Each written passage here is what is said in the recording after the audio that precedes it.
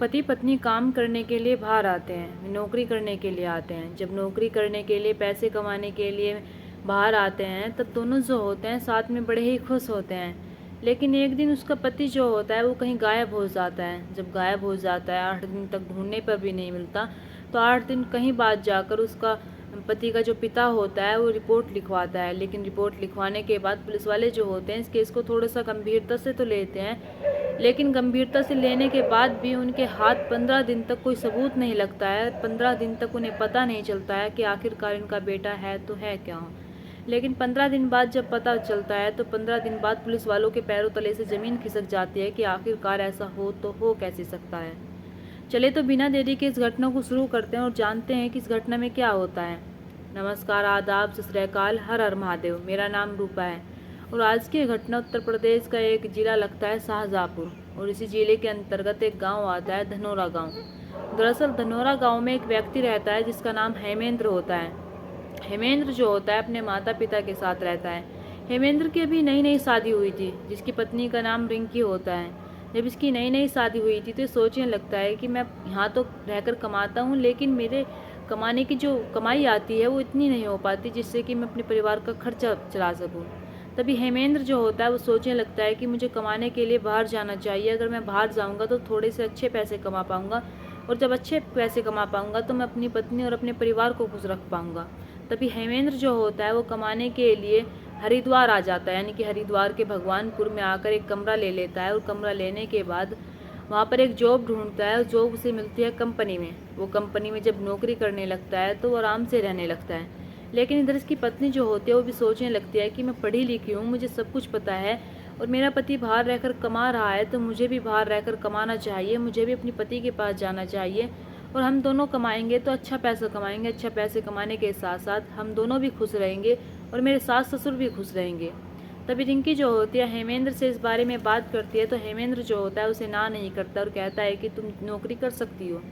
ये दोनों जो होते हैं नौकरी करने लगते हैं, लेकिन नौकरी करते करते इनका प्रमोशन होता चला जाता है। लेकिन जब प्रमोशन होते होते चला जाता है तो जगह जगह जाते हुए एक दिन ये सिटकुल थाने के अंतर्गत जाकर रहने लगते हैं, यानी कि वहीं पर ये दोनों जो होते हैं शिफ्ट हो जाते हैं।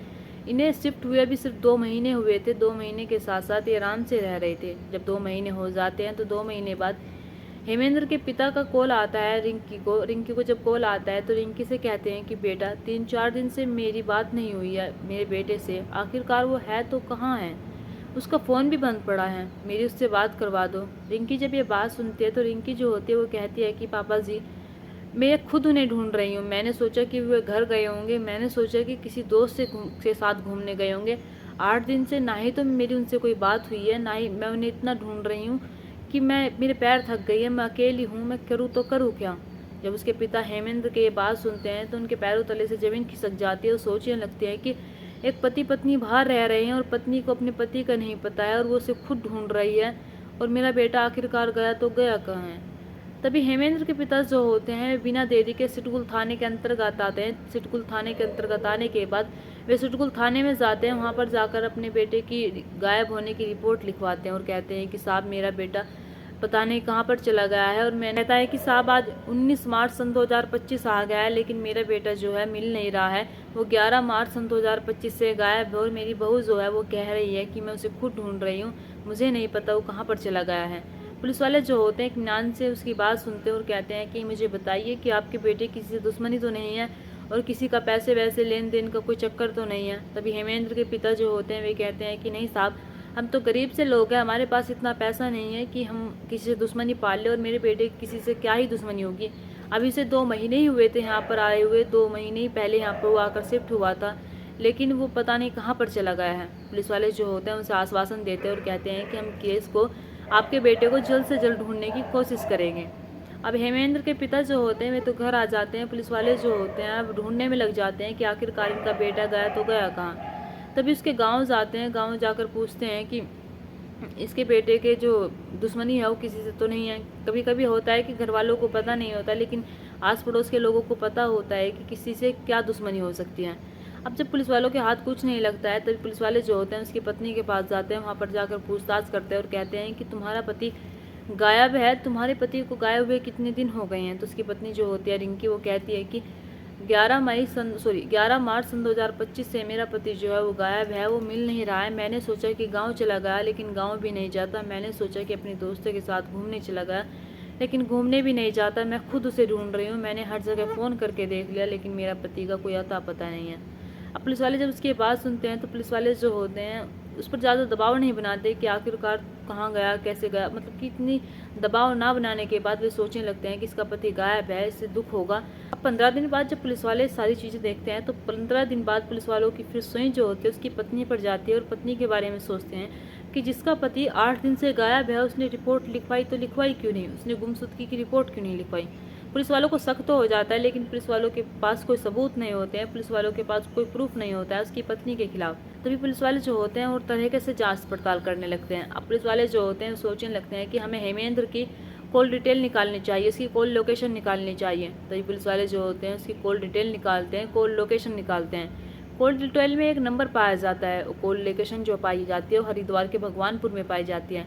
तो फिर से उसकी पत्नी के पास जाते हैं रिंकी के, और रिंकी के पास जाने के बाद पुलिस वाले जो होते हैं कहते हैं कि क्या तुम इस नंबर को जानती हो, इस व्यक्ति को जानती हो। जब पुलिस वाले नाम और नंबर बताते हैं तो उसकी पत्नी जो होती है वो कहती है कि हाँ मैं जानती हूँ, इसे हेमेंद्र का दोस्त था। यानी कि हेमेंद्र हरिद्वार के भगवानपुर में रहकर जब जॉब कर रहा था, नौकरी कर रहा था, तो वहीं पर ये नौकरी किया करता था। इन दोनों की दोस्ती वहीं पर हो जाती है।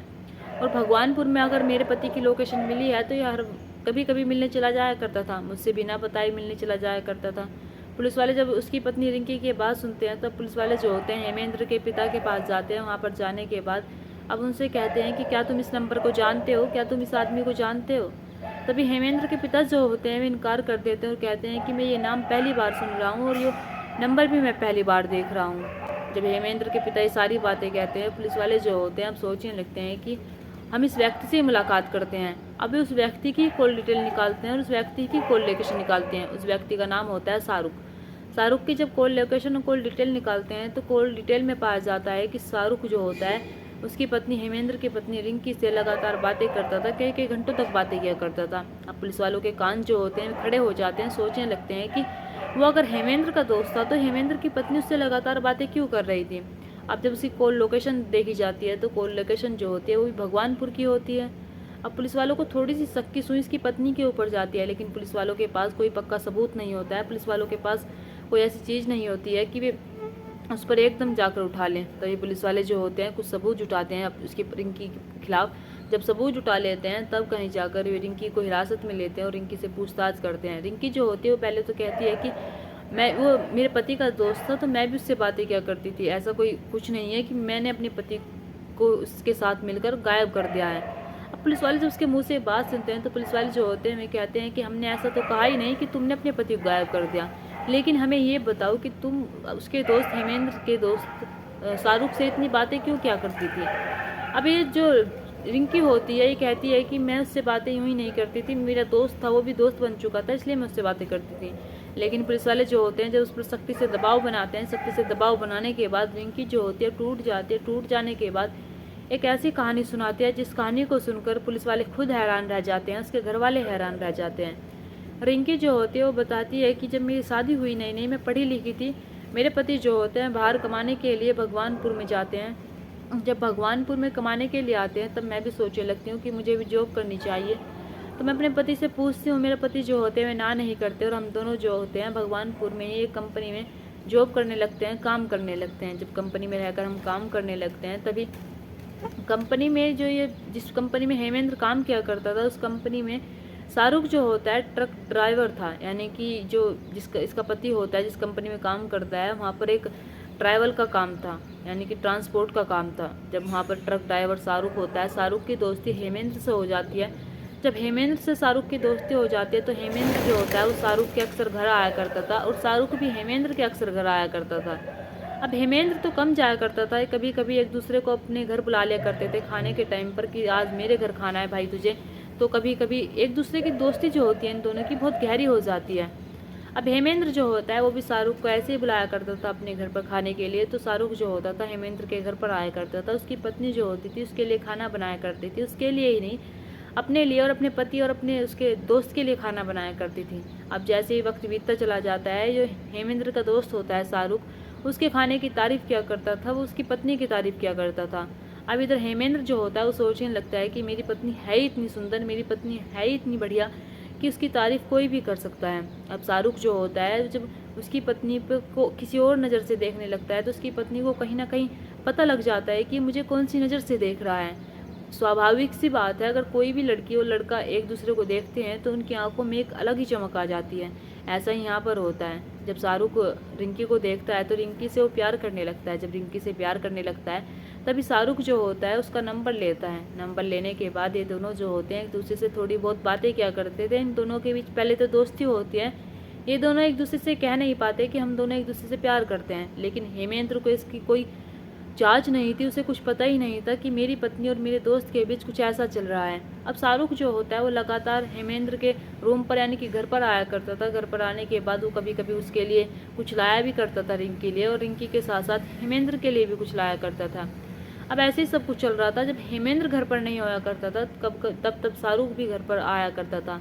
तो हेमेंद्र जो होता है वो सोचने लगता है कि शायद इसका मन नहीं लगता होगा इसके घर पर, तभी ये मुझसे मिलने के लिए मेरे रूम पर आ जाता है।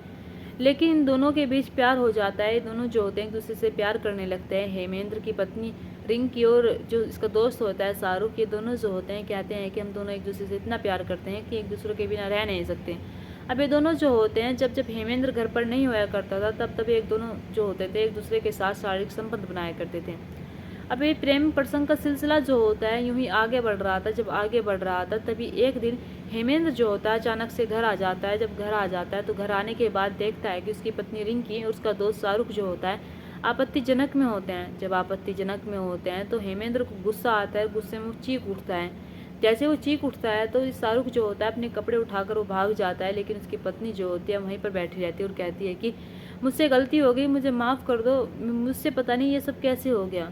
हेमेंद्र जो होता है वो समझाता है और कहता है कि तुम ये सब कुछ गलत कर रही हो। हम यहाँ पर कमाने के लिए आए हैं, अपने बच्चों का आने वाला भविष्य बनाना है, और तुम यहाँ पर आकर क्या कर रही हो। मैंने तुम्हें इसलिए यहाँ पर नहीं बुलाया है कि तुम किसी गैर मर्द से संबंध चलाओ।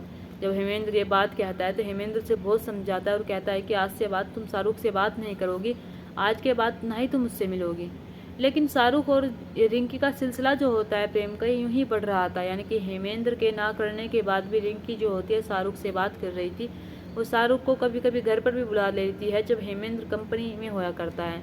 अब ऐसे ही जब चल रहा था तो हेमेंद्र जो होता है वो सोचने लगता है कि मेरी पत्नी बाज नहीं आएगी, मेरी पत्नी नहीं मानेगी, शायद मुझे शहर ही छोड़ देना चाहिए, मुझे यहाँ से कहीं और चले जाना चाहिए। तो हेमेंद्र जो होता है वो सोचने लगता है कि अगर मैं यहाँ पर रहूँगा तो मेरी पत्नी लगातार शाहरुख से मिलती रहेगी और इसके अवैध संबंध से ऐसे ही चलते रहेंगे। हेमेंद्र वो भगवानपुर में रह रही जॉब नौकरी जो होती है उसे छोड़ देता है और वहाँ पर सब कुछ छोड़ छाड़ कर वो सिटकुल के एक थाने के अंतर्गत आकर रहने लगता है। जब सिटकुल थाने के अंतर्गत आकर रहने लगता है तो वहीं पर जॉब करने लगता है। वहीं पर सोचने लगता है कि अब शायद शाहरुख वहाँ पर नहीं आएगा। लेकिन हेमेंद्र देखता है कि उसकी पत्नी रिंकी जो होती है शाहरुख से लगातार अब भी बातें कर रही थी। इसके ना करने के बावजूद भी वो उसे बार बार ना करता है और कहता है कि तुम ऐसा ना करो। लेकिन हेमेंद्र की पत्नी रिंकी जो होती है वो शाहरुख को अब सिटकुल थाने के अंतर्गत जहाँ पर रह रहे थे वहाँ पर बुला लेते और वहाँ पर भी उनका सिलसिला जो होता है प्रेम का वो ऐसे ही चल रहा था। अब इधर हेमेंद्र जो होता है वो उसे बार बार ना करता है तो रिंकी जो होती है वो थोड़ी सी इरिटेट हो जाती है और सोचने लगती है कि हमारे बीच में ये हेमेंद्र आ रहा है, क्यों ना हम इसे रास्ते से हटा दें। जब अपने प्रेमी शाहरुख से बात कहती है तो शाहरुख जो होता है पहले तो कहता है कि तुम कैसी बातें कर रही हो, अगर हम ऐसा करेंगे तो हम पुलिस की गिरफ्त से बच नहीं पाएंगे। लेकिन इधर रिंकी जो होती है वो लगातार यही बातें कह रही थी, लगातार यही बात कह रही थी कि मैं तुमसे बहुत प्यार करती हूँ और तुम्हारे साथ रहना चाहती हूँ। हेमेंद्र जो होता है मुझे रोकता है, टोकता है, कभी कभी मेरे साथ बदतमीजी करता है और मैं ऐसे सब कुछ सहन नहीं कर सकती। अगर तुम मुझसे सच में प्यार करते हो तो तुम्हें ये सब कुछ करना होगा। जब ये सारी बातें वो सुनता है तो शाहरुख जो होता है मान जाता है और कहता है कि ठीक है, हम सब कुछ देखते हैं। कुछ दिनों के बाद शाहरुख जो होता है यानी कि 11 मार्च सन 2025 को वो हेमेंद्र को कॉल करता है। हेमेंद्र से कहता है कि यार मुझसे तुझसे मिलना है, मुझे माफ़ कर दे, मैंने तेरे साथ बहुत गलत किया है और मैं माफ़ी मांगता हूँ, मैं तेरे पैर पकड़ना चाहता हूँ। तो हेमेंद्र जो होता है वो कहता है कि मैंने तुझे माफ़ कर दिया। हेमेंद्र जो होता है एक अच्छा इंसान होता है, वो कहता है कि भाई मैंने तुझे माफ़ कर दिया, कोई बात नहीं। लेकिन शाहरुख जो होता है वो कहता है कि नहीं, मैं ऐसे नहीं मानूंगा, जब तू मेरे घर पर खाना खाने आएगा मैं तभी मानूंगा कि तूने मुझे माफ़ कर दिया। हेमेंद्र जो होता है उसे बहुत ना करता है, लेकिन शाहरुख जो होता है वो जिद लगा कर बैठ जाता है। जब जिद लगा कर बैठ जाता है तो हेमेंद्र जो होता है 11 मार्च सन 2025 को उसके घर यानी कि जहाँ भगवानपुर में वो जॉब कर रहा था, नौकरी कर रहा था, ट्रक चला रहा था, वहीं पर पहुँच जाता है। अब वहीं पर पहुँच जाता है तो ये दोनों जो होते हैं पहले शराब पीते हैं, शराब इतनी पी लेते हैं कि ये हेमेंद्र को सबसे ज़्यादा शराब पिलाता है। जब हेमेंद्र को सबसे ज़्यादा शराब पिलाता है और हेमेंद्र शराब के नशे में धुत हो जाता है तो ये शाहरुख जो होता है उस पर टूट कर पड़ जाता है और उसका गला दबा लेता है। और वो हेमेंद्र जो होता है वो कहता रह जाता है कि भाई छोड़ दे। उसकी आवाज़ नहीं निकल रही थी क्योंकि उसने कुछ तो पी रखी थी और कुछ उसका गले पर वो टूट कर पड़ जाता है और वो जब तक उसे नहीं छोड़ता जब तक हेमेंद्र की जान नहीं चली जाती। अब हेमेंद्र की जब जान चली जाती है तो सोचने लगता है कि मैं अब करूँ तो करूँ क्या। तभी हेमेंद्र को एक ट्रक में डालता है। ट्रक में डालने के बाद इसे सहारनपुर की एक नहर में ले जाता है। वहाँ पर ले जाने के बाद इसे फेंक देता है और फेंक देने के बाद ये फेंकता है 11 मार्च और 12 मार्च के बीच में फेंकता है, यानी कि रात का समय होता है। फेंक देने के बाद ये फिर से आकर अपना ट्रक चलाने लगता है। इसकी पत्नी जो होती है वो इधर ये सारी चीज़ें कर रही थी, उसे पता ही नहीं था। पुलिस वालों के लिए सबसे बड़ा सवाल ये उठता है कि जिसका पति 11 मार्च सन 2025 से गायब होता है उस आखिरकार रिपोर्ट कर क्यों नहीं रही है। अब ऐसे ही जब इन दोनों की ये मुँह जुबानी सुनते हैं, यानी कि शाहरुख और रिंकी सारी बातें बताते हैं, तो पुलिस वाले जो होते हैं उन्हें विश्वास नहीं होता है कि आखिरकार एक पत्नी ऐसा भी कर सकती है। जब हेमेंद्र के पिता को बताया जाता है कि उसका बेटा भी दुनिया में नहीं रहा तो उनका तो सहारा ही नहीं बचता है। उनके पैरों तले से ज़मीन खिसक जाती है। ना ही उन्हें अपने बेटे की जो बॉडी होती है यानी कि शव होता है वही नसीब होता है।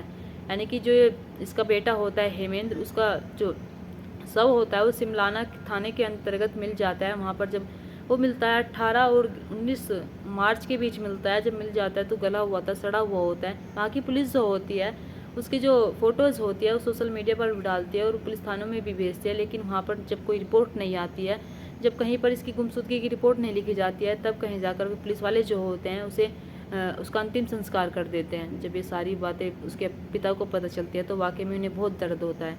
इधर रिंकी और शाहरुख को जेल भेज दिया जाता है। जेल भेज देने के बाद उनसे कहा जाता है कि तुम दोनों अब जेल में सड़ोगे और वहीं पर जाकर अब तुम पूरी ज़िंदगी रहोगे।